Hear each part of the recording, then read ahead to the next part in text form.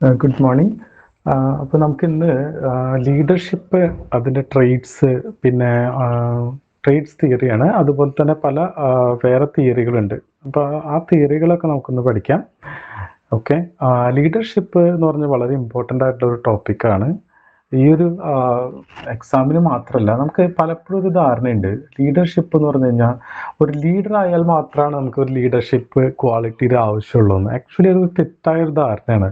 നമുക്ക് ജീവിതത്തിലെ പല സമയങ്ങളിലും നമുക്ക് ഈ ലീഡർഷിപ്പിൽ കാണിക്കുന്ന ക്വാളിറ്റി നമ്മൾക്ക് ജീവിതത്തിൽ ആവശ്യമായിട്ട് വരും. ഓക്കെ. ഈവൻ നിങ്ങളൊരു ലീഡർ അല്ലെങ്കിൽ തന്നെ ഇത് വളരെ പ്രധാനപ്പെട്ട ക്വാളിറ്റീസാണ് ഈ ലീഡർഷിപ്പിൻ്റെ ക്വാളിറ്റീസിലുള്ളത്. എക്സാമിന് പഠിക്കുന്നതിനുപരിയായിട്ട് ഈ ഇതൊന്ന് മനസ്സിലാവുന്ന ഒരു ലീഡർഷിപ്പ് ക്വാളിറ്റി, അതുപോലെ തന്നെ ഒരു എന്തായിരിക്കണം ഒരു ലീഡർ, ഏത് രീതിയിലാണ് ലീഡർ ഒരു ബിഹേവ് ചെയ്യുക എന്നുള്ളതും, പിന്നെ എന്തൊക്കെയാണ് ഒരു ലീഡറിൽ നിന്ന് എക്സ്പെക്റ്റ് ചെയ്യുന്നത്, അതുപോലെ തന്നെ ഒരു ലീഡർ ആയിരിക്കുമ്പോൾ ഏത് രീതിയിലാണ് നിങ്ങൾ ബിഹേവ് ചെയ്യേണ്ടത്, ഏത് രീതിയിലാണ് നിങ്ങളുടെ പെർസെപ്ഷൻ വേണ്ടത് എന്നൊക്കെ ഉള്ളതിന് ഒരു അണ്ടർസ്റ്റാൻഡിങ് കിട്ടാൻ ഈ ടോപ്പിക്ക് നിങ്ങൾക്ക് ഉപകരിക്കും. ഓക്കെ. നമുക്കൊരു 4 ടൈപ്പ് ലീഡർഷിപ്സ് ഉണ്ട്. അത് 4 ടൈപ്പിൻ്റെ പരമാവധി ഞാൻ ഉൾക്കൊള്ളിച്ചിട്ടുണ്ട്. ഓക്കെ. നമുക്കൊരു എക്സാം ബേസ്ഡ് ആയിട്ടാണ് നമ്മൾ പഠിക്കുന്നുള്ളത് കൊണ്ട് ലീഡർഷിപ്പ് മാത്രമായിട്ട് നമുക്ക് മുഴുവനായിട്ട് പഠിക്കാൻ പറ്റില്ലെന്നും നിങ്ങൾക്കറിയാലോ. ഓക്കെ. അപ്പോൾ ഒരു എക്സാം ബേസിന് നമുക്ക് പരമാവധി എല്ലാ തിയറീസും ഉൾക്കൊള്ളിച്ചിട്ടാണ് ഈ ടോപ്പിക്ക് തയ്യാറാക്കിയിട്ടുള്ളത്. 4 പ്രധാനപ്പെട്ട തിയറികളാണുള്ളത്. ഈ തിയറികളിൽ തന്നെ മീൻസ് ഇത് എന്താ പറയുക, ഒരു അതിൻ്റെ ബ്രോഡ് കാറ്റഗറിയാണ്. ഇതിൻ്റെ ഉള്ളിൽ തന്നെ വേറെ പല തിയറീസും ഉണ്ട്. അതും നമുക്ക് നോക്കാം. ആദ്യത്തേത് ഗ്രേറ്റ് മെൻ തിയറി അല്ലെങ്കിൽ ട്രെയ്റ്റ് തിയറി ഓഫ് ലീഡർഷിപ്പ്. അതുപോലെ തന്നെ രണ്ടാമത്തത് കണ്ടിജൻസി തിയറി അല്ലെങ്കിൽ സിറ്റുവേഷണൽ തിയറീസ് ഓഫ് ലീഡർഷിപ്പ്. അടുത്തത് ട്രാൻസാക്ഷണൽ തിയറീസ്.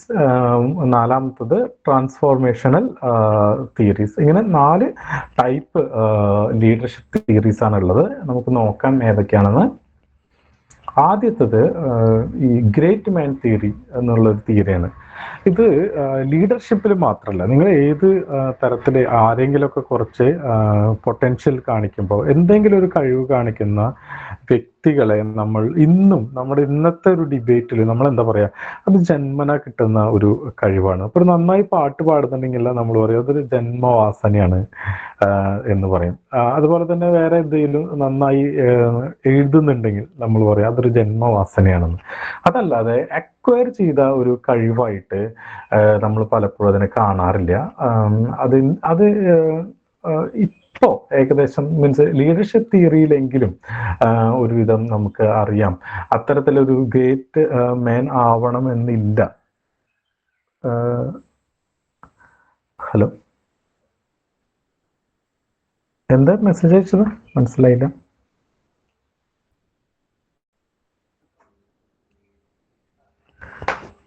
ഓക്കെ. അതായത് അത്തരത്തിൽ ഇപ്പോൾ ഉദാഹരണത്തിന് ഇപ്പോൾ നമ്മൾ പാട്ട് പാടുന്ന ആൾക്കാരൊക്കെ വലിയ എന്താ പറയുക ജന്മസിദ്ധമായിട്ടുള്ളൊരു കഴിവാണെന്ന് പറയാറുണ്ടല്ലേ. പക്ഷേ ഈ പാട്ട് പാടുന്ന ആൾക്കാരുടെ അവരുടെ ഒരു ബാക്ക്ഗ്രൗണ്ട് എടുത്ത് വയ്ക്കാൻ നോക്കുക, നമുക്കറിയാൻ പറ്റും വേണ്ടത്ര സൗകര്യങ്ങളും പാട്ട് പഠിക്കാനും അതുപോലെ തന്നെ ഫാമിലിയിൽ തന്നെ ഒരുപാട് ആൾക്കാർ പാട്ട് പാടുന്ന ആൾക്കാരുണ്ടായിരിക്കും. അതല്ലെങ്കിൽ അവർക്ക് വേണ്ടത്ര സമയം ഇതിന് ചെലവഴിക്കാൻ ഭാഗ്യം ലഭിച്ചിട്ടുള്ള ആൾക്കാരായിരിക്കാം. ഓക്കെ.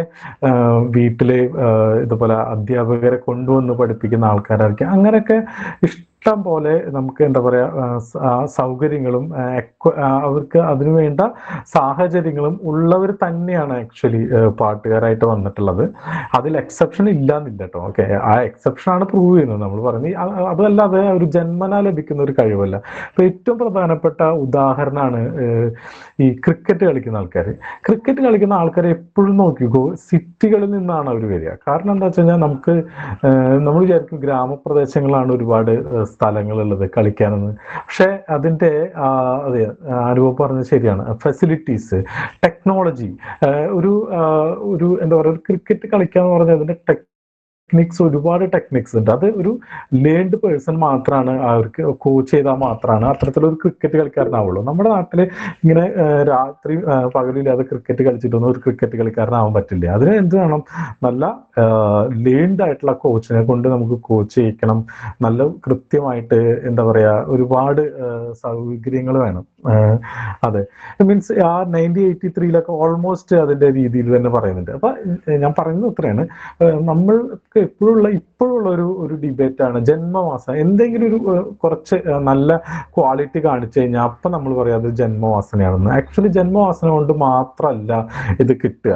അതിലെന്തെങ്കിലും ഉണ്ടോ ഇല്ലയോ എന്ന് ഞാൻ പറയുന്നില്ല. ഇപ്പൊ എന്തെങ്കിലും തരത്തിലുള്ള ജെനറ്റിക് ആയിട്ട് അവർക്ക് അഡാപ്റ്റേഷൻ പല സ്ഥലങ്ങളിലും ഉണ്ടാവാം. ഓക്കെ, ഇപ്പോൾ ശബ്ദത്തിന്റെ ആയാലും ശരി, മസിൽസിന്റെ ആയാലും ശരി, പല കാര്യങ്ങളിലും ജെനറ്റിക്കലായിട്ടുള്ള അഡാപ്റ്റേഷൻ ഉണ്ടായിരിക്കാം. പക്ഷേ അത് മാത്രമാണ് ഒരു മാനദണ്ഡം എന്ന് ഒരിക്കലും വിചാരിക്കരുത്. അക്വയർ ചെയ്യാൻ പറ്റുന്ന പല ക്വാളിറ്റീസും ഉണ്ട്. ഓക്കെ, ലീഡർഷിപ്പിൽ ഈ പറഞ്ഞ ഗ്രേറ്റ് മാൻ തിയറി മീൻസ് പിന്തള്ളിക്കൊണ്ട് അക്വയർ ചെയ്യാൻ പറ്റുന്ന ഒരുപാട് കഴിവുകളുണ്ട് എന്ന് നമ്മൾ മനസ്സിലാക്കി എടുത്തു. ഓക്കെ, അപ്പൊ അതില് കുറച്ച് ഈ ട്രേറ്റ് തിയറിയിൽ തന്നെ അതൊരു 5 ഡയമെൻഷൻസ്, അതായത് സാധാരണ ആൾക്കാരാണോ ഈ പറഞ്ഞ 5 ഡയമെൻഷൻസ് ഉള്ള ആൾക്കാർ, ട്രേറ്റ്സുകളുള്ള ആൾക്കാരാണോ കൂടുതൽ ലീഡർഷിപ്പ് മീൻസ് ലീഡർഷിപ്പ് ക്വാളിറ്റി കാണിക്കുന്നതെന്ന്? വേറൊരു രീതിയിൽ പറയുകയാണെങ്കിൽ, ലീഡർഷിപ്പ് ക്വാളിറ്റി കാണിക്കുന്ന ഒരുപാട് ആൾക്കാരിൽ ഏറ്റവും പ്രധാനപ്പെട്ട 5 ഗുണങ്ങൾ, ആ ഗുണങ്ങൾ നമ്മൾ എടുത്തിട്ടുണ്ട്. അതിനെ ബിഗ് 5 എന്നാണ് പറയാ. അവരുടെ വ്യക്തിത്വത്തിലുള്ള 5 ക്വാളിറ്റീസ്, അതിനാണ് നമ്മൾ ട്രേറ്റ്സ് എന്ന് പറയുന്നത്. ഈ 5 ട്രേറ്റ്സ് വളരെ ഇമ്പോർട്ടൻ്റ് ആണ്. ഇത് പഠിക്കണം. ബിഗ് 5 ട്രേറ്റ്സ് ആണ്. അത് ഏതൊക്കെയാണെന്ന് പറഞ്ഞാൽ, ഒന്ന് neuroticism. Okay, the tendency to be depressed, anxious, insecure, vulnerable and hostile. ഇത് അതിന് നെഗറ്റീവ് ആയിട്ടുള്ള പെർസ്പെക്റ്റീവ് ആണ് പറയുന്നത് കേട്ടോ. ഇതല്ലാത്ത ആൾക്കാരിനെയാണ് ഈ ന്യൂറോട്ടിസിസത്തിന്റെ കാര്യത്തിൽ പറയുന്നത്. പിന്നെ extraversion, the tendency to be sociable, assertive, to have a positive energy. അതുപോലെ തന്നെ openness, the tendency to be informed, creative, insightful, curious. Agreeableness, the tendency to be accepting, conforming, trusting, nurturing. Conscientiousness, tendency to be thorough, organized, controlled, dependable and decisive. Okay, അപ്പൊ ഈ കാര്യങ്ങളൊക്കെയാണ് ഈ 5 big 5 personality dimensions.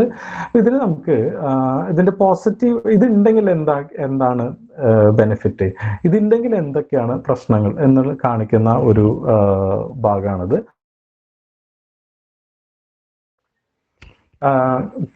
ഇതിൽ നമുക്ക് നോക്കാം. ഓരോന്നിനും 3 positive സൈഡും അതില്ലെങ്കിൽ എന്ത് നെഗറ്റീവ് ആസ്പെക്റ്റ് ആണ് ഉണ്ടാവുക എന്നുള്ളതും കൊടുത്തിട്ട്, എക്സ്ട്രാവേർഷൻ എന്ന് പറഞ്ഞു കഴിഞ്ഞാൽ നമുക്ക് ഇൻട്രോവേർഷന്റെ ഓപ്പോസിറ്റ് ആണ്. ഫസ്റ്റ്, എനർജി ലെവൽ വളരെ ഹൈ ആയിരിക്കും. അസർട്ടീവ് ആയിരിക്കും. വളരെ പ്രധാനപ്പെട്ട ഒരു ക്വാളിറ്റിയാണ് അസർട്ടീവ് എന്നുള്ളത്. ഓക്കെ, അപ്പൊ ഈ എക്സ്ട്രാവേർഷനിൽ ഉള്ള ഒരു ഭാഗമാണ് അസർട്ടീവ് ആയിട്ട്. അതേപോലെ തന്നെ എക്സ്പ്രസീവ്നെസ്, കാര്യങ്ങളൊക്കെ വളരെ കൃത്യമായിട്ട് എക്സ്പ്രസ് ചെയ്യാൻ സാധിക്കുന്ന ഒരു ഇത്. ഓക്കെ, ഇതില്ലെങ്കിൽ എന്തുണ്ടാവും? ഒരു അലൂഫ്നെസ് ആയിരിക്കും. അലൂഫ്നെസ് എന്ന് പറഞ്ഞു കഴിഞ്ഞാൽ നമുക്ക് എന്താ ചെയ്യേണ്ടതെന്ന് നമുക്ക് തന്നെ ഒരു ധാരണയില്ല. പോണോ വേണ്ടേ, അല്ലെങ്കിൽ അത്തരത്തിലുള്ള ഒരു കൺഫ്യൂഷൻ ഉണ്ടല്ലോ അത്. അതുപോലെ തന്നെ ഷൈനസ്, ഒരു കാര്യം വ്യക്തമായിട്ട് അവതരിപ്പിക്കാൻ അല്ലെങ്കിൽ ആൾക്കാരുടെ അടുത്ത് സംസാരിക്കാനൊന്നും കഴിയാതെ ഉള്ള ഒരു അത്. പാസിറ്റിവിറ്റി ഒരു ആക്റ്റീവായിട്ടുള്ള ഒരു രീതിയല്ല. ഓക്കെ, അപ്പൊ ആ രീതിയിൽ ഉള്ള ക്വാളിറ്റി, ഈ ക്വാളിറ്റി ഉണ്ടെങ്കിൽ നമുക്ക് മനസ്സിലാക്കണം അതൊരു ലീഡറിന്റെ ക്വാളിറ്റി അല്ല. അലൂഫ്നെസ് ഉണ്ടാവുക, അല്ലെങ്കിൽ ഷൈനസ്, പാസിറ്റിവിറ്റി, ഇതൊക്കെ നമ്മളിൽ കാണുകയാണെങ്കിൽ തന്നെ നമുക്ക് മനസ്സിലാക്കണം ഇതൊരു ആക്ച്വൽ ലീഡറിന്റെ ക്വാളിറ്റി അല്ല. ഓക്കെ, അതേപോലെ തന്നെ അഗ്രിയബിൾനെസ്, ഇതില് കോപ്പറേഷൻ, മറ്റുള്ള ആൾക്കാരുമായിട്ട് സഹകരിച്ച് പ്രവർത്തിക്കാനുള്ള ഒരു മൈൻഡ് സെറ്റ്. അതുപോലെ എംപതി, മറ്റുള്ളവരുടെ പ്രശ്നങ്ങൾ മനസ്സിലാക്കാനും അവരെ എങ്ങനെയാണ് ഓരോ പ്രശ്നത്തിൽ പെട്ട് അവരുടെ വൈകാരിക പ്രശ്നങ്ങൾ എന്താണ് എന്നുള്ളത് പ്രശ്നങ്ങൾ കാണുമ്പോൾ തന്നെ നമുക്ക് മനസ്സിലാക്കാനുള്ള ഒരു ക്വാളിറ്റി.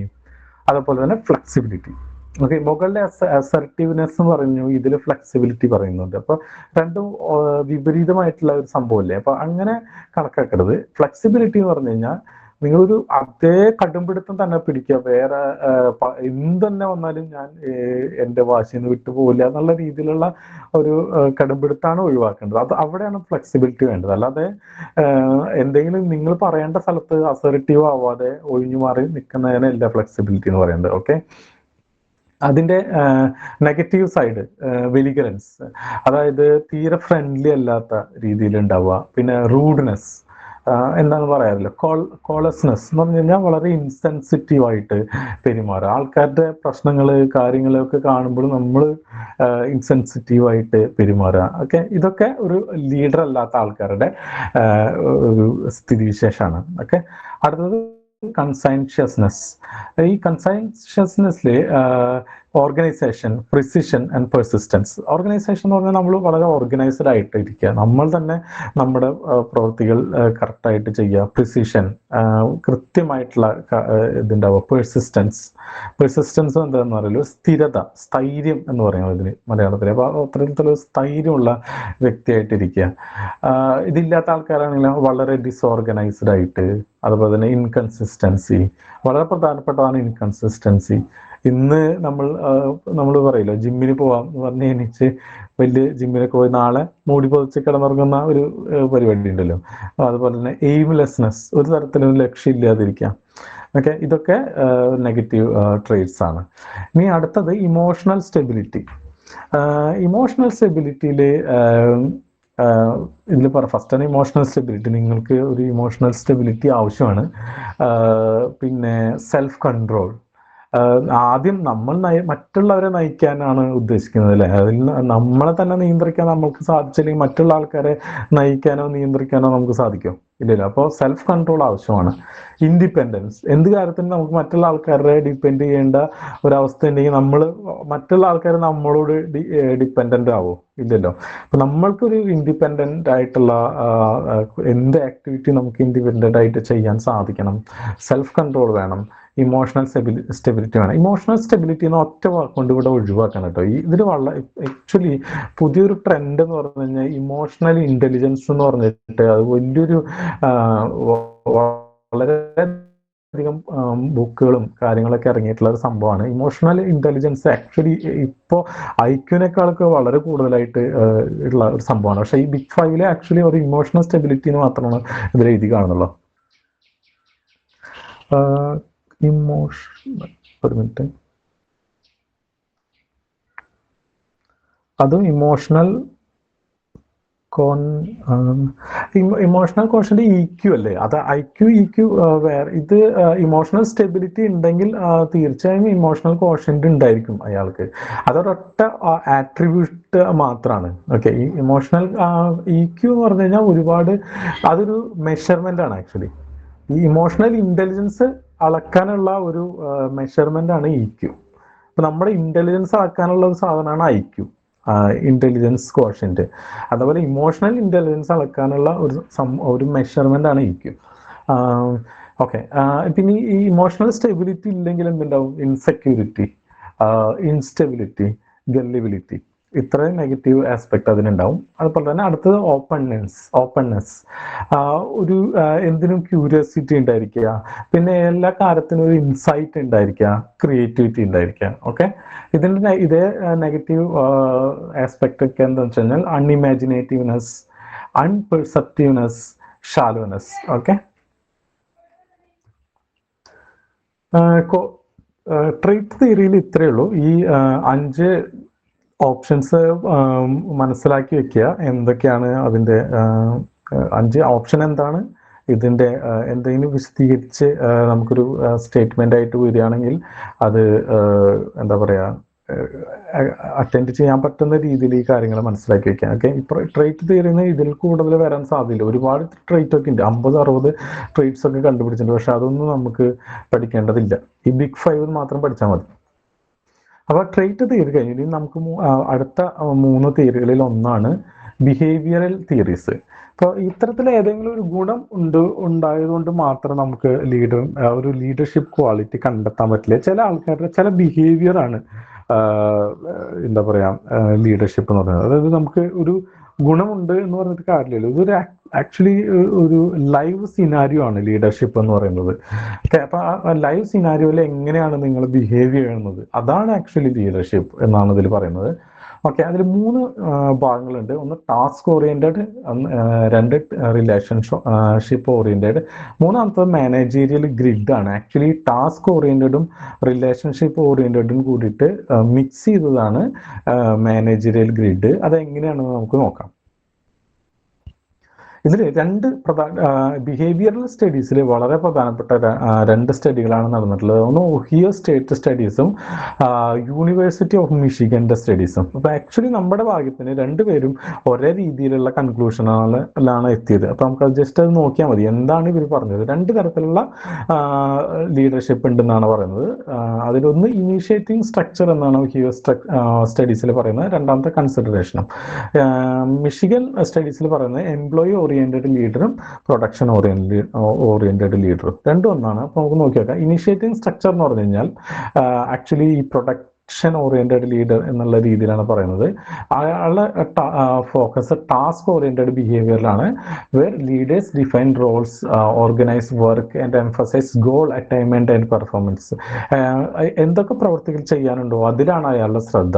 ഓക്കെ, ഈ മിഷിഗൻ സ്റ്റഡീസിന്റെ ഡീറ്റെയിൽസ് നോക്കണേ. Emphasise on technical aspect of task, prioritise achieving organisational goals over employee wellbeing. Employee വെൽബീയിങ്ങിനെ കൂടുതൽ പ്രയോറിറ്റി ചെയ്യുന്നത് എന്താണ്? ഓർഗനൈസേഷന്റെ ഗോൾസ് അച്ചീവ് ചെയ്യുന്നതിനാണ്. നേരെ തിരിച്ച് നമുക്ക് അടുത്ത ലീഡർഷിപ്പ് ബിഹേവിയർ എങ്ങനെയാണെന്ന് കൺസിഡറേഷൻ എന്നാണ് ഒഹിയോ സ്റ്റഡീസ് പറയുന്നത്.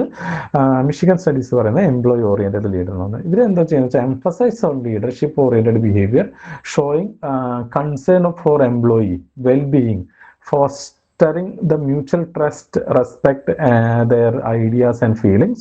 Okay, focuses on interpersonal relationship, addressing employee needs, recognizing individual differences. Okay, അതെ, വർക്കേഴ്സിന്റെ പ്രയോറിറ്റിയാണ് ലീഡേഴ്സിന്റെ പ്രയോറിറ്റി. ലീഡേഴ്സിനെ വെച്ചിട്ടാണ് നമ്മളിത് കാണുന്നത്. ലീഡർ ഏത് തരത്തിലാണ് ഓറിയന്റേഷൻ, പ്രൊഡക്ഷൻ ഓറിയന്റഡ് ആണോ എംപ്ലോയി ഓറിയന്റഡ് ആണോ എന്നുള്ളത്. അപ്പൊ ഇതില് പ്രൊഡക്ഷൻ ഓറിയന്റഡ് ലീഡേഴ്സിനെ കാണാൻ നമുക്ക് വളരെ പ്രധാനപ്പെട്ട ഒരു ട്രേറ്റ് ഞാൻ കണ്ടിട്ടുള്ള എന്താ വെച്ചാൽ, നമുക്ക് എന്തെങ്കിലും ഇപ്പോൾ ഒരു ബുദ്ധിമുട്ട് വർക്ക്, ഇപ്പോൾ ഉദാഹരണത്തിന് ഒരു ലീവ് എടുക്കാൻ പറയാൻ നമ്മൾ വിളിക്കുകയാണെങ്കിൽ അപ്പൊ തന്നെ അവർ പറയും അത് പറഞ്ഞിട്ട് എന്താ കാര്യം, നമുക്ക് ഇങ്ങനെയൊക്കെ ജോലികളില്ലേ എന്നുള്ള രീതിയിൽ അവരെപ്പോഴും ഈവൻ ഇത് ഒരു എംപ്ലോയി ആസ്പെക്ട് ഒരിക്കലും ഒരു കൺസിഡർ ചെയ്യുക പോലും ഇല്ല. മിക്കവാറും സമയത്ത് എന്തൊക്കെ ജോലികൾ ചെയ്യാനുണ്ട്, എന്തൊക്കെ ഓർഗനൈസേഷന്റെ പ്രശ്നങ്ങൾ എന്താണ്, ഇതിനെക്കുറിച്ച് മാത്രമാണ് സംസാരിക്കുക. ഓക്കെ, നിങ്ങൾക്ക് വയ്യ എന്നുള്ളത് അല്ലെങ്കിൽ ഇത്തരത്തിലൊരു സിറ്റുവേഷനിലാണ് ഞാൻ എന്നൊക്കെ പറയുമ്പോഴും അവർക്കത് അത്രത്തോളം അതൊരു ഡിസ്കഷനിലേക്ക് വരെ കൊണ്ടുവരില്ല. ഇപ്പൊ ഞാൻ നേരത്തെ പറഞ്ഞില്ലേ, ഇപ്പൊ ഒരാൾ പറയാണ്, ഇപ്പൊ ഉദാഹരണത്തിന് എനിക്ക് തലവേദനയാണ് ഇന്ന് വരാൻ പറ്റില്ല. അപ്പൊ ഒരു പ്രൊഡക്ഷൻ ഓറിയന്റഡ് ലീഡറിന്റെ അടുത്ത മറുപടി എന്തായിരിക്കും? നമുക്ക് എന്തോരം വർക്ക് ചെയ്യാനുണ്ട് ഇവിടെ, അല്ലെങ്കിൽ അതൊക്കെ പറഞ്ഞിട്ട് എന്താ കാര്യം? മീൻസ് പെട്ടെന്ന് അവർ ആ പ്രൊഡക്ഷൻ ഓറിയന്റഡ് ഡിസ്കഷനിലേക്ക് ആ ഡിസ്കഷൻ മാറ്റി ഒരു എംപ്ലോയിയുടെ സിറ്റുവേഷൻ എന്താണ് അതൊന്നും മനസ്സിലാക്കാത്ത രീതിയിലായിരിക്കും. എന്നാൽ മിക്കവാറും എന്താണ് പ്രശ്നം, എന്താണ് ഉണ്ടായത്, അതിന് എന്തെങ്കിലും ഇപ്പൊ തലവേദനയൊക്കെയാണെങ്കിൽ ചിലപ്പോൾ ഒരു മെഡിസിൻ ഒക്കെ കഴിച്ച് കുറച്ച് റെസ്റ്റ് എടുത്ത് വരാൻ പറ്റുമല്ലോ. അപ്പൊ അങ്ങനെ വരാനൊക്കെ പറയുന്ന രീതിയിലുള്ള ഒരു എന്താ പറയാ ഡിസ്കഷൻ ആയിരിക്കും നടക്കാൻ. ഓക്കെ, ഇനി നമുക്ക് മാനേജറിയൽ ഗ്രിഡ് നോക്കാം. ഈ ആൾക്കാരുടെ പേര് പഠിച്ചിട്ടുണ്ട്, ബ്ലേക്ക് ആൻഡ് മൗണ്ടൻ. റോബർട്ട് ബ്ലേക്കും ജെയിൻ മൗണ്ടനും ഇവരാണ് ഈ മാനേജറിയൽ ഗ്രിഡ് ഉണ്ടാക്കിയത്. അപ്പൊ ഇത് നേരത്തെ നമ്മൾ പറഞ്ഞല്ലോ, ഒരാള് ടാസ്ക് ഓറിയന്റഡ് ആയിട്ടുള്ള വ്യക്തിയാണ്. അപ്പൊ അവരുടെ ലൈൻ ഇങ്ങനെയാണ് പോകുന്നത്. ഓക്കെ, ഇത് ടാസ്ക് ഓറിയന്റഡ് ആയിട്ടുള്ള ലൈനാണ്. പിന്നെ ഇത് എംപ്ലോയി ഓറിയന്റഡ് ആയിട്ടുള്ള ആള്. ഓക്കെ. ഇപ്പൊ ഇത് രണ്ട് ഗ്രാഫിനെയും വെച്ചിട്ട് ഇത് മൊത്തം 81 കള്ളികളാക്കിയിട്ടുണ്ട്. അപ്പൊ ഏത് ഏരിയയിലാണ് നിങ്ങളുടെ ഇതിപ്പോ ടാസ്ക് ഓറിയന്റഡ്, വളരെ ടാസ്ക് ഓറിയന്റഡ് ആണ്, എംപ്ലോയീസിനെ കുറിച്ച് യാതൊരുവിധ താല്പര്യം ഇല്ലാത്ത ആൾക്കാരാണെങ്കിൽ അപ്പൊ ഈ ഏരിയയിലായിരിക്കും ഇവരുടെ ലീഡർഷിപ്പ് ഓറിയന്റേഷൻ. ഓക്കെ, അതായത് അതോറിറ്റി കംപ്ലയൻസ് മാനേജ്മെന്റ് എന്നാണ് പറയുക, അല്ലെങ്കിൽ ടാസ്ക് എന്നുള്ള ഇതിന്റെ പേര്. ഓക്കെ, ഇനി ടാസ്കിനെ കുറിച്ചും ശ്രദ്ധയില്ല, എംപ്ലോയീസിനെ കുറിച്ചും ശ്രദ്ധയില്ല, അപ്പൊ വളരെ പുവർ മാനേജ്മെന്റ് ആയിരിക്കും. ഇപ്പൊ ഇംപോവറിഷ്ഡ് മാനേജ്മെന്റ് എന്നുള്ള ഇതാണ്. ഇനി എംപ്ലോയീസിനെ വളരെ എന്താ പറയാ, റിലേഷൻഷിപ്പ് വളരെ പ്രധാനപ്പെട്ടതാണ്.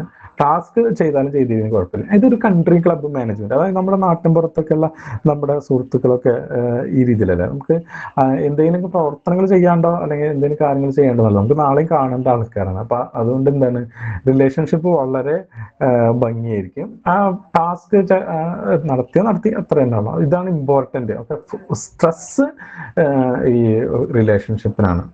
നേരെ തിരിച്ചിങ് ഇവിടെ. പിന്നെ ഇത് ഒരു മിഡിൽ മാനേജ്, രണ്ട് ഇതിലും ഒക്കെ ഇതിലുള്ള ഒരു സെറ്റപ്പാണ്. ഓക്കെ, മിഡിൽ റോഡ്, ടാസ്കും അതുപോലെ തന്നെ ഇതും ഒരു മിഡിൽ ലെവലിൽ എല്ലാം രണ്ടും ഒരേപോലെ കണക്കാക്കുന്നതാണ് ഈ ടീം മാനേജ്മെന്റ്. ടീം മാനേജ്മെന്റ് എന്നുള്ള ഒരു ഏരിയ എന്ന് പറഞ്ഞു കഴിഞ്ഞാൽ എംപ്ലോയീസ് നിങ്ങൾക്ക് ആവശ്യമാണ്, അതേപോലെ തന്നെ ടാസ്കും നിങ്ങൾക്ക് ആവശ്യമാണ്. ഓക്കെ, അപ്പൊ എക്സാക്ട് ടീം മാനേജ്മെന്റ് വരുന്നത് ഈ രണ്ടും ഒരേ ലെവലിൽ കണക്കാക്കുമ്പോഴാണ്.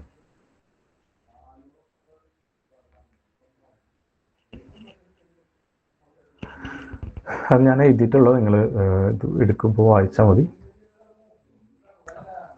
അപ്പോൾ ഇതാണ് നമ്മൾ നേരത്തെ പറഞ്ഞ ബിഹേവിയറൽ ലീഡർഷിപ്പ്. അത് കഴിഞ്ഞു. ഇനി അടുത്തത് നമുക്ക് കണ്ടിജൻസി തിയറീസ് പഠിക്കാം. ഓക്കെ, കണ്ടിജൻസി തിയറിയിലെ ഇതില് പ്രധാനപ്പെട്ട ഒരു കാര്യം എന്താണെന്ന് വെച്ച് കഴിഞ്ഞാൽ സിറ്റുവേഷൻ അനുസരിച്ചിട്ടാണ്. മറ്റേത് ഒരു ലീഡറിന്റെ ബിഹേവിയർ ആണ്. ഓക്കെ, അപ്പൊ നിങ്ങളൊരു ലീഡറാണ് എന്നുള്ളതുകൊണ്ട്, മീൻസ് ഒരു വലിയ ലീഡർഷിപ്പ് ക്വാളിറ്റി ഉള്ള ആളാണ് എന്നുള്ളതുകൊണ്ട് നിങ്ങൾക്ക് എവിടെ പോയാലും നിങ്ങൾക്ക് എന്താ പറയാ, വിജയിക്കാൻ പറ്റില്ല. അത് എന്താ കാരണം വെച്ച് കഴിഞ്ഞാൽ നിങ്ങളുടെ ലീഡർഷിപ്പ് എന്താ പറയാ, എഫക്റ്റീവ്നെസ് നിങ്ങൾ ആരെ ലീഡ് ചെയ്യുന്നു എന്നതനുസരിച്ചിട്ട് കൂടി ഇരിക്കും. അതേപോലെ തന്നെ എന്ത് പ്രവർത്തനം ചെയ്യുന്നു എന്നുള്ളതും കൂടി ഇരിക്കും. എന്ത് ആക്ഷനാണ് നിങ്ങൾ ചെയ്യിക്കുന്നത് ആൾക്കാരെ കൊണ്ട്, അതും ഡിപ്പെൻഡബിൾ ആണ്. ഓക്കെ, അതാണ് കണ്ടിജൻസി തിയറി. അതായത് ഒരു വൺ സൈസ് ഫിറ്റ്സ് ഓൾ എന്ന് പറഞ്ഞ ഒരു സെറ്റപ്പ് ഇല്ല. ഓക്കെ, ഓരോ സിറ്റുവേഷനും പിന്നെ ഓരോ സാഹചര്യത്തിനും പിന്നെ ഓരോ പ്രവർത്തനത്തിന്റെ എന്താ പറയാ, ആ ഒരു പ്രവർത്തനത്തിന്റെ ക്യാരക്ടർ ഉണ്ടാവുമല്ലോ, ആ പ്രവർത്തനത്തിന്റെ രീതിക്കും ഒക്കെ അനുസരിച്ച് ലീഡർഷിപ്പിന്റെ ക്വാളിറ്റിക്ക് വ്യത്യാസം വരണം. ഓക്കെ, അങ്ങനെയുള്ള ഒരു ലീഡർഷിപ്പ് തിയറി പറയുന്ന അതാണ്. രണ്ട് ലീഡർഷിപ്പ് തിയറിയാണ് പറയുന്നത്, ഫീഡ്ലറിന്റെ കണ്ടിജൻസി മോഡലും അതുപോലെ ഹെർസെ പ്ലാൻഷാർഡിന്റെ കണ്ടിജൻസി മോഡൽ. ഇതല്ലാതെ ഒരു 2-3 കൂടി ഉണ്ട്. ഞാനത് അത്ര പ്രധാനപ്പെട്ടതല്ലാത്തതുകൊണ്ടും ഒരുപാട് തിയറി പഠിച്ചു കഴിഞ്ഞാൽ ഉള്ള തിയറികൾ പോകും എന്നുള്ളതുകൊണ്ടും ഞാനത് 3 ഒഴിവാക്കിയിട്ടുണ്ട്. ഞാനിടുന്ന നോട്ടിൽ അതുണ്ടായിരിക്കും. ആവശ്യമുള്ളവർക്ക് മാത്രം അത് വീണ്ടും അത് കൂടുതൽ പഠിക്കണമെങ്കിൽ പഠിക്കാം. ഓക്കെ, ഓക്കെ, ഈ ഓതിന്റെ ചിത്രം കാണുമ്പോൾ ഇത് AI പിക്ചറാണ് കേട്ടോ, ഞാൻ ഇട്ടതല്ല. ഒരു കണ്ടിജൻസിയുടെ ഏത് സിറ്റുവേഷനിൽ നിങ്ങൾ എങ്ങനെ ഇതാക്കണം എന്നുള്ള ഇത് അറിയാൻ വേണ്ടിയിട്ട് ഇട്ടതായിരിക്കണം മിക്കവാറും.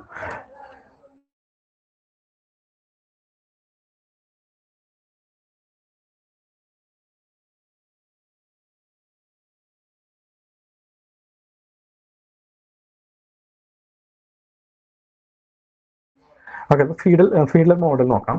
ഫീഡ്ലർ മോഡല് ഇദ്ദേഹം പറയുന്നത് ഒന്ന് ലീഡർ മെമ്പർ റിലേഷൻഷിപ്പ്.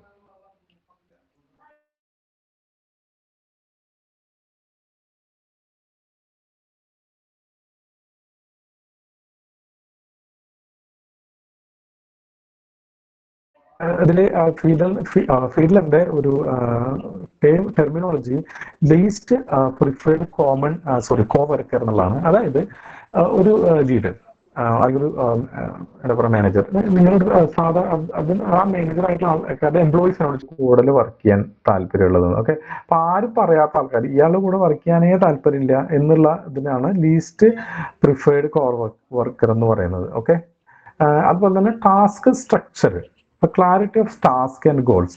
ഈ ടാസ്ക് സ്ട്രക്ചർ നമ്മൾ ഡിസിഷന്റെ കാര്യത്തിൽ നമ്മൾ മുന്നേ പഠിച്ചിട്ടുണ്ട്, ഓർമ്മയുണ്ട്? ഈ programmed ഡിസിഷൻസും non programmed ഡിസിഷൻസും.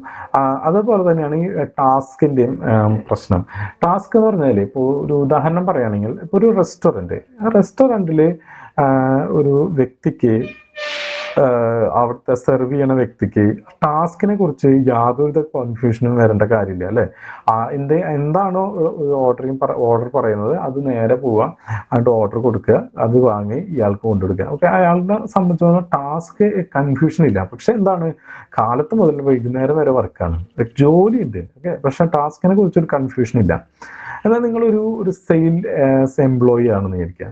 Sales employee ആയിരിക്കുമ്പോൾ ഒരുപാട് ഡിപ്പെൻഡബിലിറ്റി ഉണ്ട്, അല്ലേ? ആൾക്കാരോട് എന്ത് പറഞ്ഞാണ് ഇത് സെയിൽ ചെയ്യേണ്ടത് എന്നുള്ളതൊരു കൺഫ്യൂഷൻ ഉണ്ടായിരിക്കും. ആൾക്കാർക്ക് എങ്ങനെയാണ് ഈ പ്രൊഡക്റ്റ് അവർക്ക് ഉപകാരപ്പെടുക, അപ്പൊ അതിനെ കുറിച്ചൊക്കെ നിങ്ങൾക്ക് കൂടുതലായിട്ട് ബ്രെയിൻ സ്റ്റോം ചെയ്യേണ്ടി വരും. ചില സ്ഥലങ്ങളിൽ ഈ രീതി ഉപയോഗിച്ചിരുന്നെങ്കിൽ എനിക്ക് അത് എടുക്കാം. അപ്പൊ അതായത് കോംപ്ലക്സ് ആയിട്ടുള്ള ഒരു ടാസ്ക് ഉള്ള സിറ്റുവേഷൻ, അത് ലോ ആണോ ഹൈ ആണോ എന്നുള്ളത്. ഓക്കെ, ഞാൻ നേരത്തെ പറഞ്ഞ റെസ്റ്റോറൻറ്റിലാണെങ്കിൽ വളരെ ഈസിയാണ്. പക്ഷെ വേറൊരു സ്ഥലത്താണെങ്കിൽ ഇപ്പോൾ പ്രത്യേകിച്ച് ഈ ഡിബേറ്റ് ഒക്കെ വരുന്ന ആൾക്കാരുണ്ടല്ലോ, ഈ ആൾക്കാർ കസ്റ്റമർ കെയറിലൊക്കെ ഓൾമോസ്റ്റ് ടാസ്ക് വളരെ സ്ട്രക്ചേർഡ് ടാസ്ക് ആണ്. മിക്കവാറും എനിക്ക് തോന്നുന്നു ഈ സെയിൽസിൽ അല്ലെങ്കിൽ പിന്നെ അഡ്വർടൈസ്മെന്റ് അല്ലെങ്കിൽ ഫിലിമില് ഇതൊക്കെ ഇവർക്കൊക്കെ ആകുമ്പോൾ വലിയ ബുദ്ധിമുട്ടായിരിക്കും. ആ ക്രിയേറ്റിവിറ്റി കൂടുമ്പോൾ ഈ ടാസ്കിന്റെ അത് ഡെയിലി വർക്ക് അല്ലല്ലോ, അവർക്കത് വളരെയധികം അവരുടെ മൈൻഡ് വർക്ക് ചെയ്താലേ അങ്ങനത്തെ ഡിസിഷൻസ് ഒക്കെ പെട്ടെന്ന് എടുക്കാൻ പറ്റുള്ളൂ. ഓക്കെ, അത്തരത്തിൽ ടാസ്കിന്റെ സ്ട്രക്ചർ വളരെ നീറ്റായിട്ട് സ്ട്രക്ചർ ചെയ്തിട്ടുള്ളതാണോ അതോ വളരെ ഡിഫിക്കൽട്ടായിട്ട് സ്ട്രക്ചർ ചെയ്തിട്ടുള്ളതാണോ എന്നുള്ളത്. അടുത്ത position power, leaders authority over rewards and punishment. അതായത് ലീഡേഴ്സിന് എത്രത്തോളം പവർ ഉണ്ട്, അവർക്ക് ഇപ്പോൾ ജോലിയിൽ നിന്ന് നീക്കാൻ പറ്റുന്ന അത്രയും പവർഫുൾ ആണോ, അല്ലെങ്കിൽ ജസ്റ്റ് അവരോട് പറയിച്ച് വലിയ പവറൊന്നും ഇല്ലാതെ ലീവ് കൊടുക്കാനോ അതുപോലെ തന്നെ അവർ ജോലിയിൽ നിന്ന് മാറ്റാനോ സാലറി കുറയ്ക്കാനോ ഒക്കെ എന്നുള്ള കഴിവില്ലാത്ത, അതൊക്കെ ചിലപ്പോൾ മാനേജർക്കാർക്കും ചിലപ്പോൾ സൂപ്പർവൈസർക്ക് അത്രയൊന്നും ഉണ്ടാവില്ല. അപ്പൊ എന്താണ് നിങ്ങളുടെ പൊസിഷന്റെ അവസ്ഥ എന്നുള്ളത്. ഓക്കെ, ഇത്തരത്തിലുള്ള 3 പാരാമീറ്റേഴ്സ് വെച്ചിട്ടാണ് നമ്മൾ നോക്കുന്നത്. ജസ്റ്റ് ഒന്ന് കാണിച്ചു തരാം. Okay, leader member relationship, task structure, position. Okay, ഇതിൽ ഹൈ ലോ എന്ന് പറഞ്ഞിട്ട് ഒരു എത്ര സിറ്റുവേഷൻസ് ഉണ്ടായിരിക്കും? 1 2 3 4 8 24 സിറ്റുവേഷൻ ഉണ്ടായിരിക്കും. അപ്പൊ 24 സിറ്റുവേഷനിൽ ഇതാണ്, ഇങ്ങനെയാണ് നോക്കുന്നത്. ഓക്കെ, ലീഡർ മെമ്പർ റിലേഷൻഷിപ്പ് ഹൈയും ടാസ്ക് സ്ട്രക്ചർ ഹൈയും പൊസിഷൻ പവർ ഹൈയും ആണെങ്കിൽ ഏത് ലീഡറിനെയാണ് ഉപയോഗിക്കാൻ പറ്റുക? ലോ LPC ലീഡർ ആണോ അതോ ഹൈ LPC ലീഡർ ആണോ?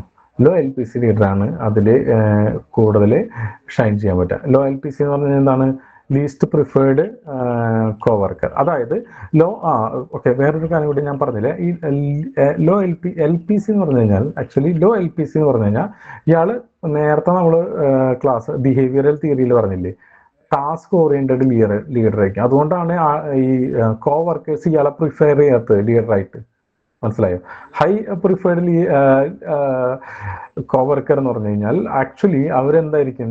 എംപ്ലോയി ഓറിയന്റഡ് ലീഡേഴ്സ് ആയിരിക്കും. അവരുടെ ശ്രദ്ധ എന്തായിരിക്കും? കൂടുതൽ എംപ്ലോയീസുമായിട്ട് നല്ല റിലേഷൻ വെക്കാനായിരിക്കും. അപ്പോൾ സ്വാഭാവികമായിട്ട് എന്തായിരിക്കും? കോവർക്കേഴ്സ് പ്രിഫർ ചെയ്യാൻ എംപ്ലോയി ഓറിയന്റഡ് ലീഡർ അല്ലേ? പക്ഷെ അവർക്ക് ഒരു പ്രശ്നമുള്ള എന്താണ്?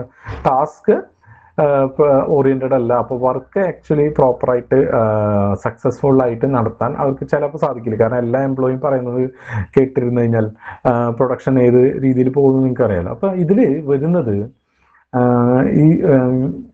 ഈ മോഡൽ, ഈ പിക്ചർ കണ്ടാൽ നിങ്ങൾക്ക് പെട്ടെന്ന് മനസ്സിലായിക്കണമെന്നില്ല. അപ്പൊ ഒരു കാര്യം പറയാം, മോഡറേറ്റ് ആയിട്ടുള്ള സിറ്റുവേഷൻസ് വരികയാണെങ്കിൽ അവിടെ ഹൈ LPC അതല്ലെങ്കിൽ എംപ്ലോയി ഓറിയന്റഡ് ലീഡേഴ്സ് വിൻ ചെയ്യും. അതല്ലാതെ എക്സ്ട്രീം സിറ്റുവേഷൻ ഏത് വരികയാണെങ്കിലും അതിൽ ലോ LPC ലീഡേഴ്സ് സക്സസ്ഫുൾ ആയിരിക്കും. ഓക്കെ. അപ്പോൾ അതായത് ഇതിൽ പറയുന്നത് എന്താ വെച്ചാൽ എക്സ്ട്രീം സിറ്റുവേഷനിൽ ആണ്, അതായത് ലീഡർ മെമ്പർ റിലേഷൻഷിപ്പ് നല്ല ഹൈയിലാണ്, അതുപോലെ ടാസ്ക് സ്ട്രക്ചർ വളരെ ഹൈ ആണ്, അതുപോലെ പൊസിഷൻ റിപ്പീറ്റ് ചെയ്യാം, പൊസിഷൻ പവർ വളരെ ഹൈ ആണ്. ഇതെല്ലാം ഹൈ ആയിട്ട് വരുന്ന സ്ഥലങ്ങളിലൊക്കെ ടാസ്ക് ഓറിയന്റഡ് ലീഡേഴ്സ് ആണ് സക്സസ്ഫുൾ ആയിരിക്കുക.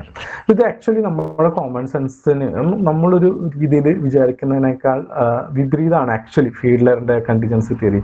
ആക്ച്വലി നമ്മൾ എന്താ വിചാരിക്കും, നല്ല ലീഡർ എന്ന് പറഞ്ഞു കഴിഞ്ഞാൽ എംപ്ലോയി ഓറിയന്റഡ് ആയിട്ടുള്ള ആൾക്കാരുടെ പ്രശ്നങ്ങൾ കേൾക്കുന്ന, അവരുടെ ഒരു ഫ്രണ്ട്ലി ആയിട്ടുള്ള ഒരു ലീഡറാണ് ആക്ച്വലി നല്ല ലീഡർ എന്നുള്ള ഒരു രീതിയിലല്ലേ നമ്മൾ വിചാരിക്കുക. ആക്ച്വലി അതല്ല ഫീൽഡ് കണ്ടിജൻസി പറയുന്നത്.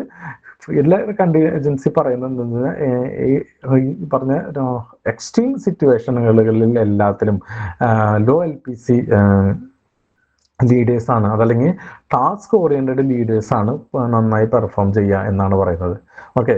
അപ്പോൾ അതല്ല, ഒരു മീഡിയം ലെവലില് പ്രശ്നമില്ല, ലീഡർ മെമ്പർ റിലേഷൻഷിപ്പ് അത്ര നല്ലതല്ല, അല്ലെങ്കിൽ ടാസ്ക് സ്ട്രക്ചർ അത്ര പ്രോപ്പർ അല്ല, അല്ലെങ്കിൽ പൊസിഷൻ പവർ അത്ര നല്ല, ഒക്കെ മീൻസ് എല്ലാം ഒരു മോഡറേറ്റ് ആണെങ്കിൽ ആ സ്ഥലങ്ങളിലാണ് ഹൈ LPC, അതായത് എംപ്ലോയി ഓറിയന്റഡ് ലീഡേഴ്സ് പെർഫോം ചെയ്യാൻ സാധ്യതയുള്ളൂ എന്നാണ് പറയുന്നത്.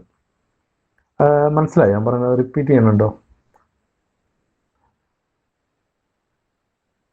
ഈ ഫീൽഡർ തിയറി മനസ്സിലായോ? ഓക്കെ. ജസ്റ്റ് ഒന്നുകൂടി ഒന്ന് പറയാം. ഈ 3 പാരാമീറ്റർ ആണ് എടുക്കുന്നത്: ലീഡർ മെമ്പർ റിലേഷൻഷിപ്പ്, ഓക്കെ, അതുപോലെ തന്നെ ടാസ്ക് സ്ട്രക്ചർ, അതുപോലെ തന്നെ പൊസിഷൻ പവർ. ടാസ്ക് സ്ട്രക്ചർ എന്താണെന്ന് ഞാൻ പറഞ്ഞു, ലീഡർ മെമ്പർ റിലേഷൻഷിപ്പ് ഞാൻ പറഞ്ഞു, ഈ LPC തന്നെയാണ് കേട്ടോ. ഓക്കെ. അതുപോലെ തന്നെ പൊസിഷൻ പവർ ഞാൻ പറഞ്ഞു. അപ്പൊ ഇതില് എല്ലായിടത്തും ഹൈ ആണ് വരുന്നത് വിചാരിക്കുക. അപ്പൊ ഹൈ ആയിട്ട് വരുമ്പോൾ ലോ LPC ലീഡർ, അതായത് ടാസ്ക് ഓറിയന്റഡ് ലീഡേഴ്സ് ആണ് നന്നായി പെർഫോം ചെയ്യുന്നത്.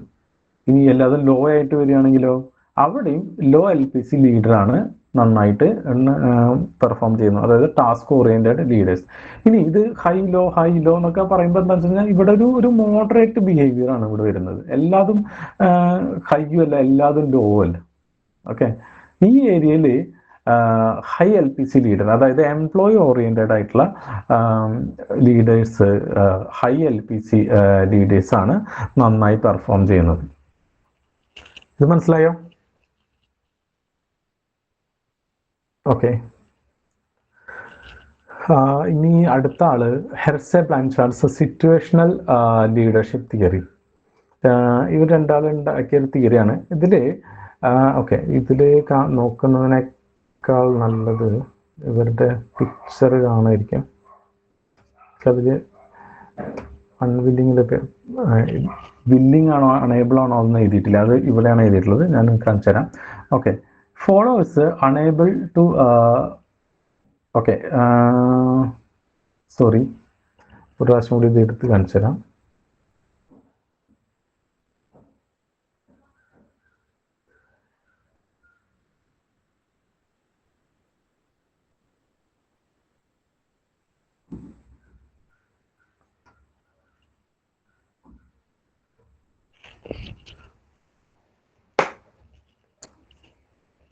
ആക്ച്വലി ഇതിന് ഒരു ഗ്രാഫ് കൂടി ഉണ്ടായിരുന്നു, അതിൽ കൃത്യമായിട്ട് ഈ വില്ലിങ് അൺവില്ലിങ്ങിൻ്റെ ഇതും കൂടി എഴുതിയിട്ടുള്ളത്. അത് ഞാൻ ആഡ് ചെയ്തിട്ടില്ല. ഓക്കെ, ഞാൻ പറഞ്ഞു തരാം. അതെന്തായാലും ഒരു ഫോളോവർ, രണ്ട് കാര്യമുണ്ടല്ലേ, നമുക്ക് ഒരു ജോലി ചെയ്യണമെങ്കിൽ ഒന്ന് നമുക്ക് അത് വില്ലിങ് ആയിരിക്കണം. രണ്ടാമത്തെ കാര്യം നമ്മൾ അത് ചെയ്യാൻ നമുക്ക് അറിയും വേണം.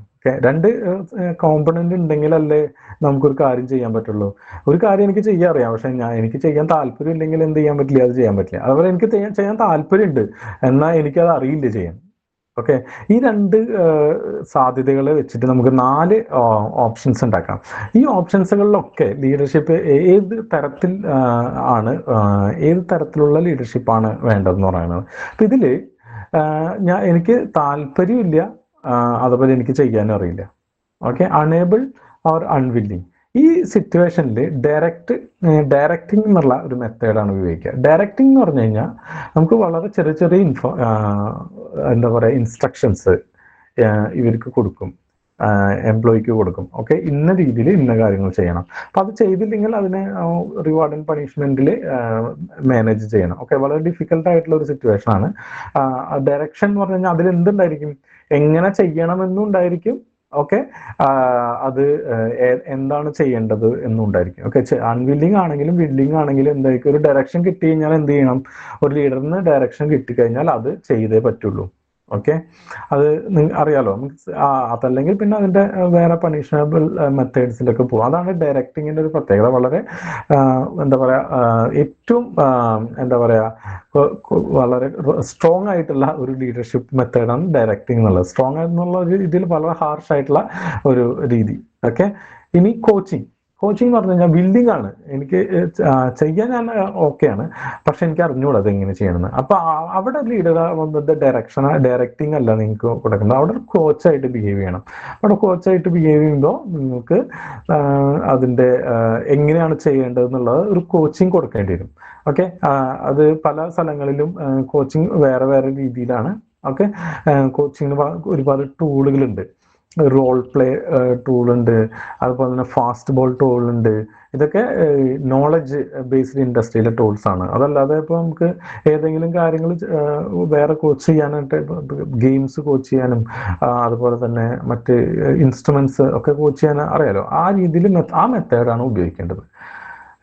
ഇനി ഇതിൽ അടുത്ത മെത്തേഡ് എന്ന് വെച്ച് കഴിഞ്ഞാൽ ചെയ്യാൻ അറിയാം പക്ഷെ അൺവില്ലിങ് ആണ്. അപ്പൊ അവിടെ സപ്പോർട്ടാണ് കൊടുക്കുന്നത്. ആ സപ്പോർട്ട് എന്താണെന്ന് വെച്ച് കഴിഞ്ഞാൽ അൺവില്ലിങ് ആവാൻ കാരണം വേറെ എന്തെങ്കിലും കാരണം ഉണ്ടായിരിക്കും. അപ്പൊ അതിന്റെ റൂട്ട് കോസ് നോക്കണം. അപ്പൊ അതിനെ റെക്ടിഫൈ ചെയ്യണം. അപ്പൊ അതില് പല ആങ്സൈറ്റി അല്ലെങ്കിൽ അവരെ ചെയ്യാൻ റെസിസ്റ്റ് ചെയ്യുന്ന പല കാര്യങ്ങളുണ്ടായിരിക്കും. ആ കാര്യങ്ങൾ കണ്ടെത്തി അവർക്ക് അതിൽ സപ്പോർട്ട് കൊടുത്തു കഴിഞ്ഞാൽ അവർക്ക് ആ പ്രവർത്തനം ചെയ്യാൻ പറ്റും. അപ്പോൾ അതാണ് സപ്പോർട്ടിങ്. പിന്നെ ഡെലിഗേറ്റിംഗ് എന്ന് പറഞ്ഞാൽ വളരെ ഈസിയാണ്, ഒന്നും ചെയ്യേണ്ടതില്ല. ഡെലിഗേഷൻ എന്താണെന്ന് നിങ്ങൾക്ക് അറിയാലോ, അത് ഏബിളാണ്, വില്ലിങ് ആണ്. അപ്പോൾ ചെയ്യേണ്ടത് എന്താണോ ടാസ്ക് അത് നേരെ ഡെലിഗേറ്റ് ചെയ്ത് കൊടുത്താൽ മതി. അപ്പോൾ ആ വ്യക്തി അത് ചെയ്തോളും. അതിൽ ആക്ച്വലി ലീഡറിന് യാതൊരുവിധ പ്രശ്നമില്ല. അപ്പോൾ ഇതിൽ ഏറ്റവും പ്രശ്നം വരുന്നത് ഡയറക്റ്റിങ്ങിലാണ്. വളരെ അധികം മോണിറ്ററിങ് ചെയ്യേണ്ടി വരും. അതുപോലെ തന്നെ വളരെ എന്താ പറയുക, ഒരു അൺഫ്രണ്ട്ലി മെത്തേഡാണല്ലേ, അൺവില്ലിങ് ആണ്, അതുപോലെ അണേബിൾ ആണ്. അപ്പോൾ അത് കൂടുതലായിട്ട് ചെയ്യേണ്ടി വരും. ഏറ്റവും എളുപ്പം ഡെലിഗേഷൻ ആണ്. ഡെലിഗേഷൻ എന്ന് പറഞ്ഞു കഴിഞ്ഞാൽ ഇന്ന വർക്ക് ചെയ്യണം എന്ന് പറഞ്ഞിട്ട് കൊടുത്താൽ മതി, വളരെ എളുപ്പമായിട്ട് അവർ ചെയ്തോളൂ. ഓക്കെ, ഈ 4 മെത്തേഡ് അറിയാലോ: ഡയറക്റ്റിംഗ്, കോച്ചിങ്, സപ്പോർട്ടിങ്, ഡെലിഗേറ്റിംഗ്. ഇതാണ് ഹെർഷെ ബ്ലാൻഷാർഡിന്റെ സിറ്റുവേഷണൽ ലീഡർഷിപ്പ് തിയറി. എന്ത് സിറ്റുവേഷൻ ആണോ ഒരു ഓർഗനൈസേഷൻ ഉള്ളത് അത് ഐഡന്റിഫൈ ചെയ്യുക, എന്നിട്ട് അതിനനുസരിച്ചുള്ള ലീഡർഷിപ്പ് മെത്തേഡ് യൂസ് ചെയ്യാം. ഓക്കെ, ഇതാണ് ഹെർഷെ ബ്ലാൻഷാർഡ് പറയുന്നത്. ഇനി ട്രാൻസാക്ഷണൽ തിയറി ഓഫ് ലീഡർഷിപ്പ്, ഇത് അത്ര കാര്യമായിട്ട് നിങ്ങൾക്ക് പഠിക്കേണ്ടതില്ല. മീൻസ് ഇതിൽ വലിയ തിയറികളൊന്നും പറയുന്നില്ല. ഇത് ആക്ച്വലി ട്രഡീഷണൽ ലീഡർഷിപ്പാണ്. പഴയ സമയത്ത് എങ്ങനെയാണോ ലീഡർഷിപ്പ് ഉണ്ടായിരുന്നത് ഇത് അതുപോലെ ഒക്കെ ഞാൻ വായിക്കാതെ. Focuses on exchange between leaders and followers. Leadership is based on rewards and punishment to achieve compliance and performance. Key characteristics: clear structure. Leaders set clear goals and expectations. Contingent rewards. Performance is rewarded based on achieving set objectives. Management by exception.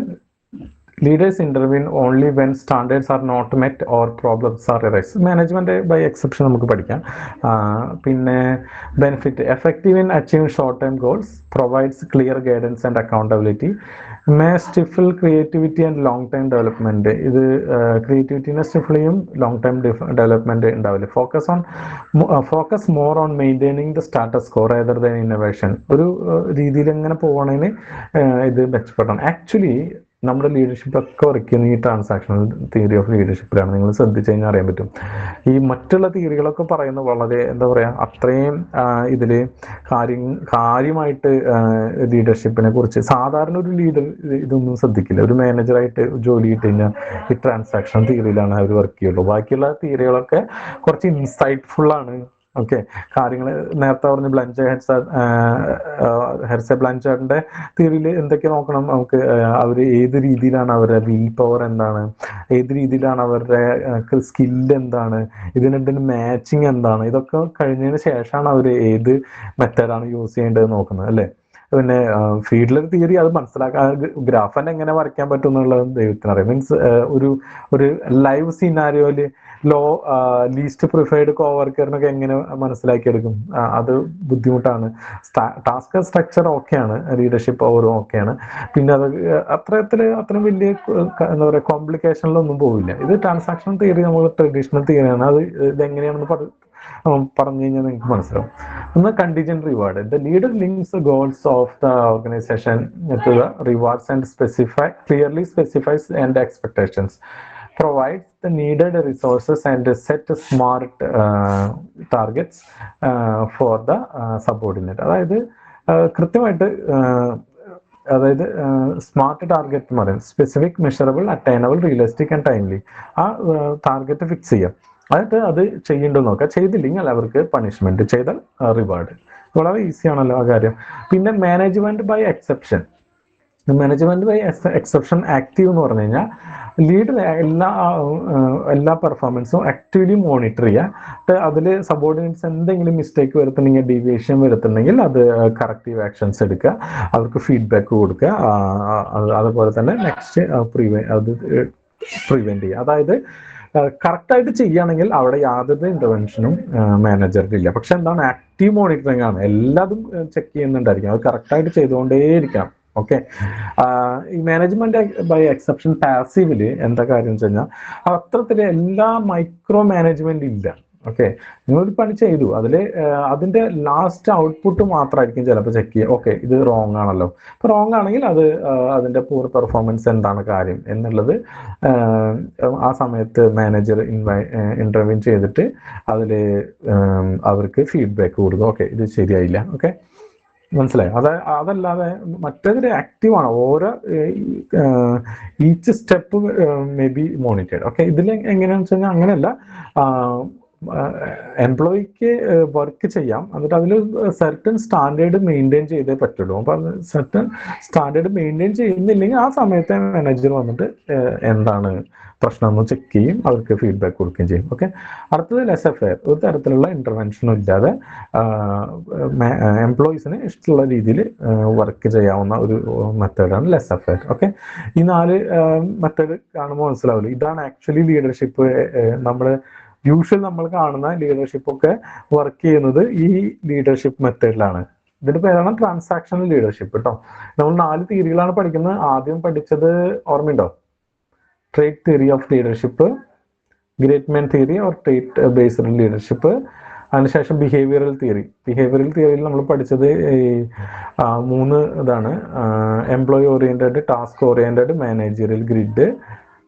അതുപോലെ തന്നെ അടുത്ത theory contingency theory. ഇതിൽ 2 പഠിച്ചു: ഫീഡ്ലറിന്റെ theory, ഹെർസെ ബ്ലാഞ്ചാർഡിന്റെ theory.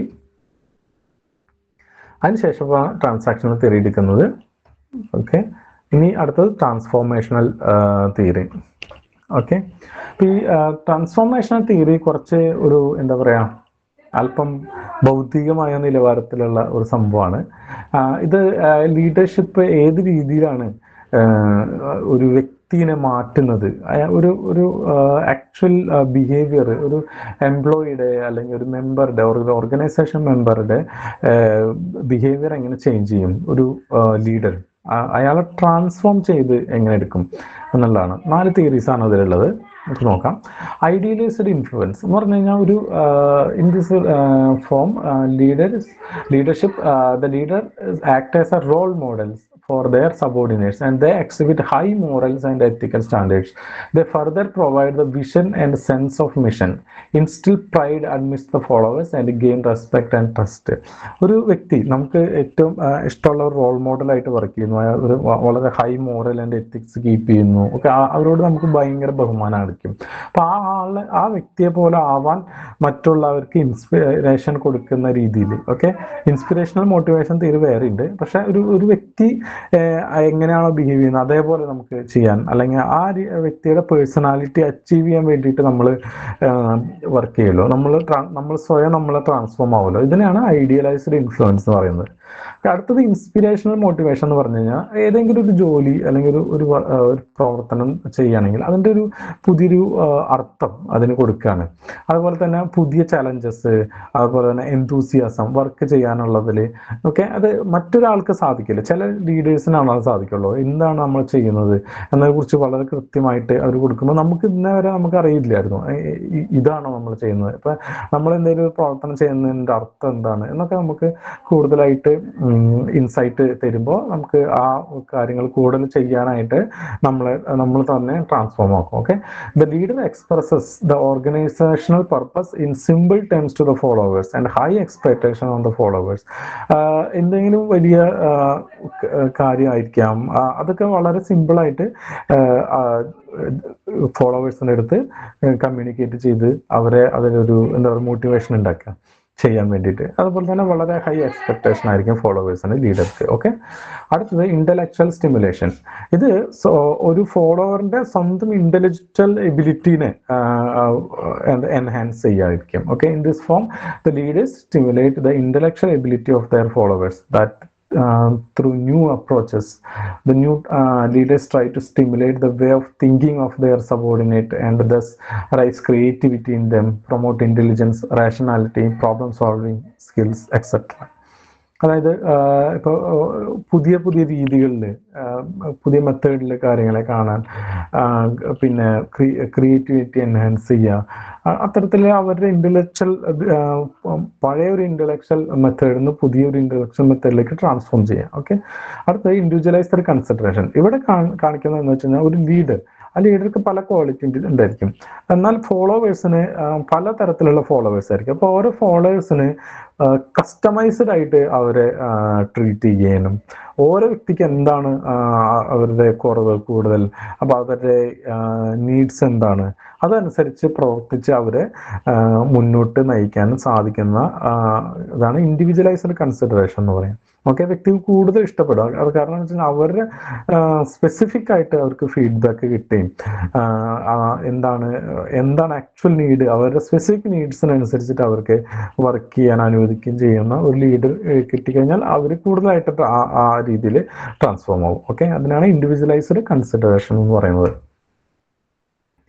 അപ്പോൾ ഇത്രയേ ഉള്ളൂ നമ്മുടെ leadership. ഇപ്പം ഇതിൽ നമുക്ക് എങ്ങനെ നമ്മളെ ഇതൊക്കെ അപ്ലൈ ചെയ്യാമെന്ന് വിചാരിച്ചാൽ നമുക്കൊരു സെൽഫ് അസസ്മെന്റ് നടത്താം. നമ്മൾ എവിടെയാണ് കിടക്കുന്നത് അല്ലെ? ഒരുപാട് ട്രേഡ്സ് നമ്മൾ പഠിച്ചു, ഒരുപാട് സിറ്റുവേഷൻ നമ്മൾ പഠിച്ചു. ആ സിറ്റുവേഷനിലൊക്കെ നമ്മൾ എങ്ങനെ വർക്ക് ചെയ്യുന്നു ഉള്ളത് നമുക്ക് മനസ്സിലാക്കാവുന്ന ആളാണ് നമ്മുടെ പെരുമാറ്റവും രീതിയും വെച്ച് നമ്മൾ. അപ്പോൾ അതിനനുസരിച്ച് നമ്മൾ ഒരു ലീഡറുടെ ആക്ച്വൽ ബിഹേവിയർ ആണോ കാണിക്കുന്നത് അല്ലേ എന്നുള്ളത് നമുക്കൊരു സെൽഫ് അസസ്മെന്റ് നടത്താവുന്നതാണ്.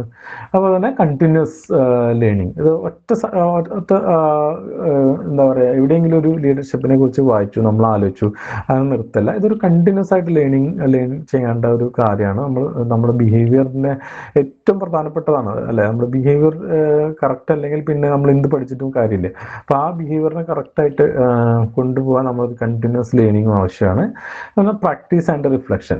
Apply theories and reflect and outcomes. നമുക്ക് അതിന്റെ ഔട്ട്കം കാണാനും അതിനനുസരിച്ച് പിന്നെ വീണ്ടും കറക്റ്റ് ചെയ്യാനും ഒക്കെയുള്ള ഒരു മൈൻഡ് സെറ്റ് നമുക്ക് എല്ലാവർക്കും ഉണ്ടാവണം. ഇത്രയാണുള്ളത്. ഇതിലെന്തെങ്കിലും ഡൗട്ട് ചോദിക്കാനുണ്ടോ?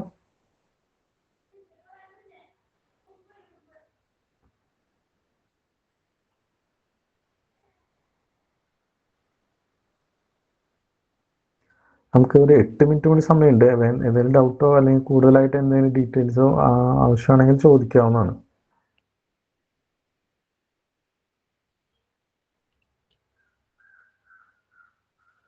ഓക്കെ ആണോ? ഓക്കെ, അപ്പൊ നമുക്ക് സാർ ലാസ്റ്റ് പറഞ്ഞു ഒന്നുകൂടെ.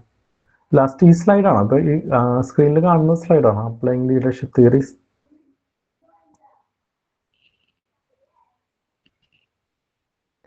ഓക്കെ, ഇത് ആക്ച്വലി പഠിക്കാനുള്ളതല്ല, അത് ഒരു എന്താ പറയുക, നമുക്കിത് അപ്ലൈ ചെയ്യാനുള്ളതാണ്. ഫസ്റ്റ് ഒരു സെൽഫ് അസസ്മെന്റ്. നമ്മളിപ്പോൾ എത്ര തിയറീസ് പഠിച്ചു? 4 ബേസിക് തിയറീസ് പഠിച്ചു. ഒന്ന് great man theory, 2 behavioural theory, 3 transactional theories, 4 transformational theories. Okay, 4 തിയറീസിൽ തന്നെ ഉള്ളിൽ ഒരുപാട് കാര്യങ്ങൾ പഠിച്ചു അല്ലേ. ട്രാൻസാക്ഷണൽ തിയറീസിൽ നമ്മൾ 4 പഠിച്ചു, ട്രാൻസ്ഫോർമേഷൻ തിയറിയിൽ 4 പഠിച്ചു, ബിഹേവിയറൽ തിയറിയിൽ 2 പഠിച്ചു, ട്രേറ്റ് തിയറിയിൽ 1 പഠിച്ചു, അതിൽ 5 ട്രേറ്റ്സ് പഠിച്ചു, 5 ഡയമെൻഷൻ പഠിച്ചു.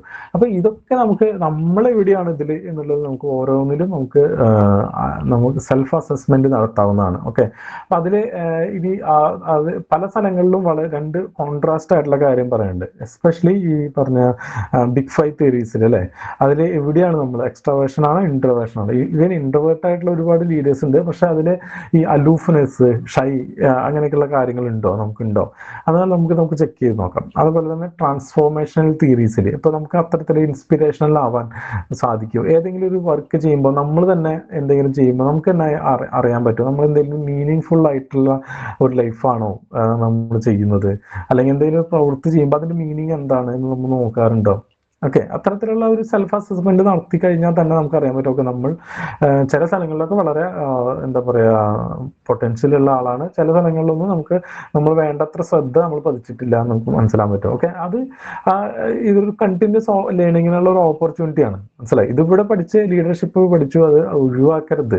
അത് വീണ്ടും നമ്മൾ ലീഡർഷിപ്പിനെ കുറിച്ച് കൂടുതൽ മനസ്സിലാക്കിക്കൊണ്ടിരിക്കണം, നമ്മുടെ ബിഹേവിയറിനെ കുറിച്ചും. ഓക്കെ, പിന്നെ ഈ കാര്യങ്ങൾ ഒരു തവണ നമുക്ക് മനസ്സിലാക്കി കഴിഞ്ഞാൽ നമ്മളത് പ്രാക്ടീസിൽ കൊണ്ടുവരിക, അതിന്റെ റിഫ്ലക്ഷൻ എന്താണെന്ന് നോക്കുക, പിന്നെ വീണ്ടും അതിന്റെ കറക്റ്റീവ് ആക്ഷൻസ് എടുക്കുക. അതാണ് ഉദ്ദേശിച്ചത്. ക്ലിയർ ആയോ?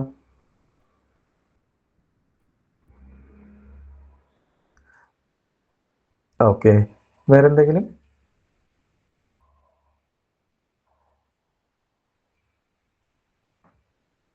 ഓക്കെ, അപ്പൊ നമുക്ക് നിർത്താമെന്ന്. ഇനി ഒരു ക്ലാസ്സും കൂടി ഉണ്ടായിരിക്കും ലീഡർഷിപ്പിന്റെ. ആ ക്ലാസ് കൂടി ഞാൻ PPT ഇതുവരെ എനിക്ക് പ്രിപ്പയർ ചെയ്യാൻ പറ്റിയിട്ടില്ല, കുറച്ച് ബിസി ആയിരുന്നു. ഞാൻ ചെയ്തിട്ട് അറിയിക്കാം കേട്ടോ എന്നാ ക്ലാസ് ഉണ്ടാകുന്നു. മിക്കവാറും ചൊവ്വാഴ്ച ആയിരിക്കും. Okay, thank you.